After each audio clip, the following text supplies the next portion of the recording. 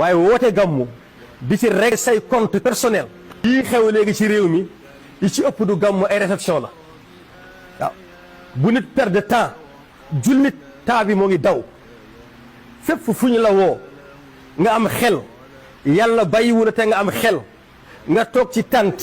lu tolloog fanweeri minute déggoo qaala allahu qaala rasul solal say dàll nga ñibbi temps bi nga am yàlla moo la ko jox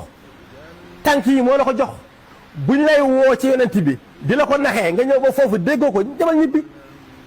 toogal sa néeg nga def salaatu ala nabi toogal sa néeg nga jàngal quran taazimuhu bi sunnatin yaquuduna lil janna loolu la Cheikh Ahmad Bamba wax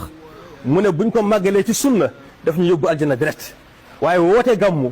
di ci régler say compte personnel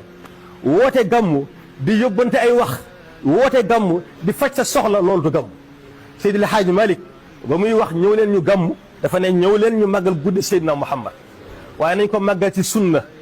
màggal ko ci yar ak teggin ñëpp xam nañ Seydil Haaji Malick ba muy dund góor ak jigéen daaw ñu fa jaxasoo ba muy dund li fa xew fa woon bëri na ñuy dem ànd ak ay xale yu jigéen ñoo xam ne du seen jabar taxawaalu mu la fa yóbbu nga gis ñiy dem ñëpp bu dee mën nañu 1 million ñiy dem ca jàkka ja motuñ 100000 kon xam nga ne gàmmuwuñu ku dem ci mbedd yi dañu fanaan a dox lambar rek waaw ñoo ngi kon jàkk ñoo ngi partout yow gàmmu la yóbbu demal fu ñuy tàggee Seydina Muhammad nga toog wala bu dee yow wóor bopp toogal sa kër léegi lay jeex na suñu borom dafa wax ci alquran wa in tutiuhu tahtadu mu ne bu ngeen toppee sang bi di Seydina Muhammad ngeen jug waaw wa ma aataakum rasulu fa xuzuuh